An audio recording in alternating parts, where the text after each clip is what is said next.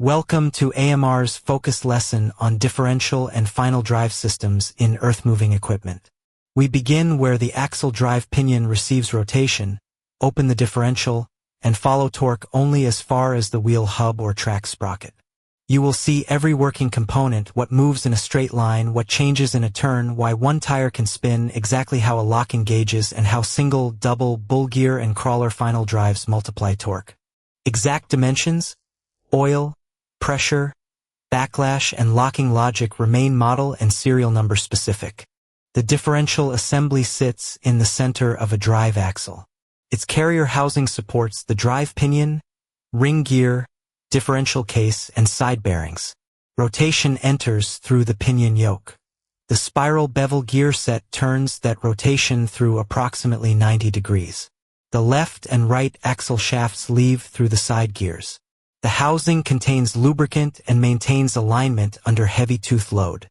Cracks, loose mounting hardware, distorted bearing bores, or contamination can change the alignment even when the internal gears were originally set correctly. The drive pinion stack normally includes a nut, yoke or flange, slinger where fitted, oil seal, outer bearing, spacer or collapsible element, inner bearing, and the spiral bevel pinion itself. Tapered roller bearings control radial and thrust movement. Shims or a design spacer establish pinion position and bearing preload. The nut is a setting component, not merely a fastener. Reusing a collapsible spacer or tightening by feel can overload the bearings or leave the pinion loose. Either condition moves the tooth contact and can rapidly destroy a matched ring and pinion set. The large spiral bevel ring gear is bolted to the differential case. When the pinion turns the ring gear, the whole case rotates. Carrier bearings on both sides support this heavy rotating group. Threaded adjusters or shims position it, establish side bearing preload, and set backlash with the pinion. Ring gear and pinion are manufactured as a match set. Bearing caps, adjusters, and shim packs must remain in their identified positions. Loose ring gear bolts, case runout, or incorrect bearing preload changes the mesh under load and can create drive side or coast side noise. Inside the case are two side gears splined to the left and right axle shafts. Smaller bevel gears, called spider gears or side pinions, mesh with both side gears. The spiders run on a cross shaft fixed in the rotating case. Thrust washers carry sliding load behind the gears and control clearance. The case carries the cross shaft around the axle centerline.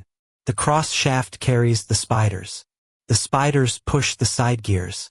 Where in the pin, bores, washers, or gear teeth creates excess backlash, hammering, and metallic debris. In a straight line with equal tire rolling radius and equal resistance, both wheels need the same speed. The ring gear rotates the case. The cross shaft carries the spider gears around, but the spiders do not need to spin on their own cross-shaft axes. They act like solid wedges between the two side gears. Both side gears and axle shafts therefore rotate at the same speed as each other. The differential does not multiply torque here. It divides the available input torque between the two outputs. During a turn, the outside tire travels a longer distance. Resistance at the inside tire makes the spider gears rotate on the cross shaft while they are carried around by the case. Their bevel action subtracts speed from the inside side gear and adds the same amount to the outside side gear. The average of the two axle shaft speeds still follows case speed. This controlled speed difference prevents tire scrub and torsional windup. If the spiders seize to the cross shaft, the axle behaves like a locked unit and turning stress rises sharply. An open differential supplies approximately equal torque to both sides. If one tire is in mud or lifted clear, that side can support very little torque and spins. The high grip tire receives roughly the same low torque, which may be insufficient to move the machine. This is normal open differential behavior. It is not proof that the ring and pinion are broken. Traction devices work by adding resistance to side gear difference or by eliminating the difference completely. A selectable 100% lock normally uses a toothed sliding collar, dog clutch, or a dedicated clutch pack. In this dog clutch arrangement, the collar is splined to an axle member and can slide into teeth attached to the rotating differential case. A fork moves the collar. A piston, diaphragm, electric motor, or solenoid provides the force. A return spring moves it back when apply force is removed, unless the design intentionally uses spring engagement. A position switch or pressure switch may provide feedback to the controller and operator display. Watch the collar move toward the case teeth. When the teeth align and fully engage, relative movement between that axle member and the differential case stops. The opposite side remains connected through the differential gears, so both axle shafts are forced to rotate at the same speed. Torque can now reach the tire with grip. Engagement under high wheel speed difference can chip teeth, bend the fork, and shock the axle shafts and final drives.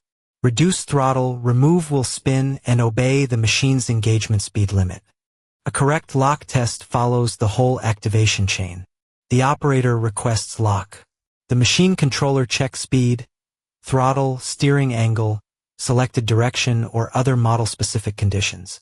It energizes a solenoid valve or electric actuator. Air or hydraulic pressure reaches the piston. The piston and fork move the collar. Finally, a pressure switch or position switch confirms the result. A lamp may indicate only the command on one machine and actual engagement on another. Test the schematic, pressure, and mechanical movement instead of assuming a lamp proves engagement. Earthmoving equipment uses several apply methods. A pneumatic system uses regulated air through a solenoid valve. A hydraulic system uses brake circuit or dedicated oil pressure. An electro-hydraulic system combines electronic permission with oil movement. An electric design uses a motor or electromagnet.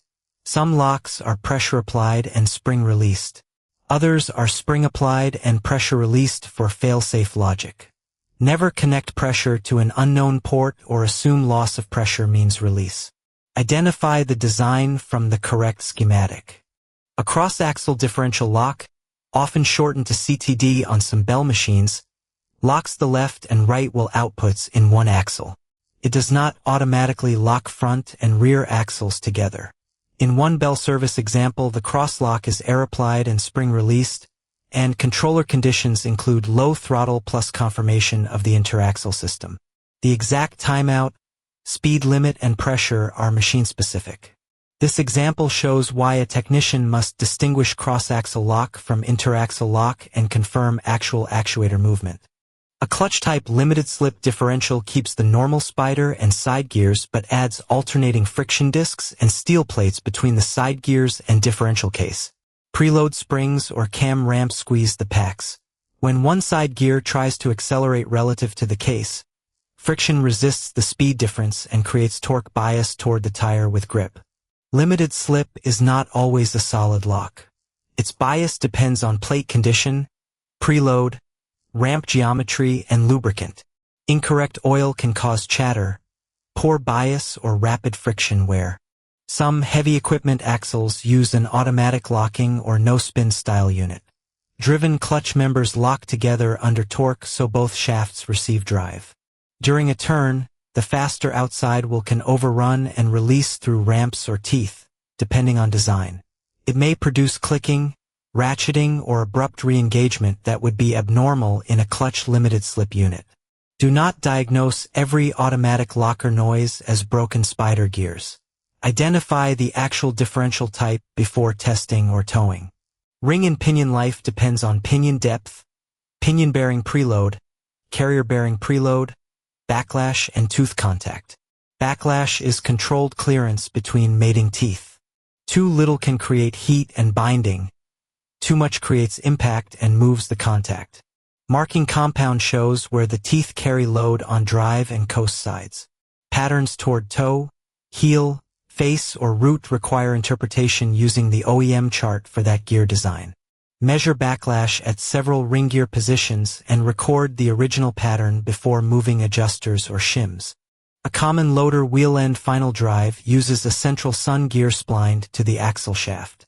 3 or more planet gears rotate on pins in the carrier and mesh with the internal ring gear. In this arrangement, the ring gear is fixed to the axle housing. The fast sun drives the planets. Each planet spins on its pin and walks around the fixed ring. The planet pins pull the carrier around at reduced speed. The carrier turns the wheel hub, producing high will torque in a compact package. The sun is the input, the ring is the reaction member, and the carrier is the output. With the ring fixed, the carrier turns in the same direction as the sun but more slowly. A simple ratio is 1 plus ring gear tooth count divided by sun gear tooth count. The ideal torque increase follows the reduction ratio minus losses. Multiple planets share load, but equal load sharing depends on accurate teeth, correct pin position, carrier stiffness, bearings, and oil. One seized planet bearing can overload the remaining gears very quickly. In a full floating will end, the axle shaft mainly transmits torque to the sun gear. Large hub bearings carry machine weight and side load into the axle housing. The planet carrier is connected to the wheel hub. Bearing preload or end play is critical because excess movement changes gear alignment and seal contact. Too much preload creates heat and spalling. Too little permits impact and leakage. Full floating does not remove the need for correct wheel support, lifting equipment, and model-specific disassembly procedure. Heavy wheel ends often use a floating face seal, also called a duocone-style seal. Two lapped metal rings rotate against each other while elastomer loading rings hold face contact and seal the housings. The gear cavity contains specified oil. The hub rotates, so plug position determines fill, level, and drain position. Check the differential and each final drive separately unless service information confirms a common cavity. A blocked breather, overfill, low oil, water, or dirt can damage gears, bearings, and sealing faces. A bull gear final drive uses a small spur pinion on the input shaft to drive one much larger external gear on a parallel output shaft. The tooth count difference reduces speed and multiplies torque in a single stage. The large bull gear drives the hub or sprocket through its shaft. Bearings support both shafts and the housing holds an oil bath. This arrangement is simple and easy to understand, but it occupies more space than a concentric planetary, and tooth load is concentrated in one mesh rather than shared by several planets. Very large haul trucks may use two planetary reductions in series. The first stage reduces axle shaft speed and feeds the second stage. The second further reduces speed before turning the massive wheel hub. Total reduction is the first stage ratio multiplied by the second stage ratio. This permits total ratios above 20:1 on some mechanical drive mining trucks. The second stage carries enormous torque, so gears, carriers, bearings, fasteners, and oil capacity are correspondingly large. Never substitute another model's ratio or setup specification. On an elevated sprocket dozer, the final drive is mounted high beside the sprocket. Its reduction gears multiply torque and turn the sprocket, whose teeth engage the track bushings. Raising the final drive isolates it from much of the ground impact and abrasive debris and supports modular service on many designs. Some final drives use two planetary stages. Others differ. Sprocket tooth wear and bushing wear must be evaluated together because pitch mismatch accelerates impact. The image remains tightly cropped to the final drive assembly. An excavator has a separate final drive for each track and normally no axle differential. Hydraulic motor torque enters a spring-applied, hydraulically released multi-disc parking brake and then 2, 3, or 4 planetary stages. The final carrier or housing turns the sprocket. The sprocket pulls the track chain. This lesson focuses on the final drive group. Pump and main control valve operation belong in a separate hydraulic lesson. Final drive oil and motor case drain are also different circuits and must not be confused. At rest, springs clamp the brake discs and hold the final drive. A travel command sends release pressure to the brake piston. The piston compresses the springs and separates the friction pack enough for the motor shaft to turn the planetary input. When pressure is removed, springs reapply the brake. Low release pressure can make the brake drag, overheat oil, and create dark friction debris. Leakage or worn discs can allow creep. Do not increase pressure or remove springs without the OEM test procedure. Final drive failures include pitted or scuffed gear teeth, broken sun splines, seized planet bearings, worn pins, cracked carriers, loose ring gears, spalled hub bearings, and failed floating seals. Low oil, wrong viscosity, water, abrasive dirt, overload, impact, and incorrect bearing settings are common causes. A broken tooth can create widespread secondary damage. Blue color indicates heat. Edge loading suggests misalignment. Record debris, tooth location, bearing pattern, and oil condition before cleaning so the primary cause is not lost. Differential complaints can come from different groups inside one housing. Ring and pinion damage often changes between drive and coast. Cross-shaft, spider, and thrust washer where may clunk during direction change or turning. Side gear spline where creates rotational play. Carrier bearing where allows ring gear movement and changes backlash. Lock teeth and forks can be damaged by engagement under spin. Preserve the original contact pattern and backlash before dismantling. Do not blame the loudest visible part until the entire load path has been inspected. Start with the complaint and operating condition. Check leaks, breathers, plug position, oil level, and temperature. Take a clean oil sample before draining and inspect the magnetic plug. Measure pinion play, hub end play, and backlash where the manual permits. For a lock, compare command, controller permission, solenoid output, air or oil pressure, actuator travel, and actual feedback. Never engage a lock while wheels spin at different speeds. Support the machine correctly and isolate stored hydraulic, pneumatic, and mechanical energy before opening a housing. Remember the two separate jobs. The differential divides torque and allows left and right outputs to rotate at different speeds. A limited slip device resists that difference. A full lock removes it.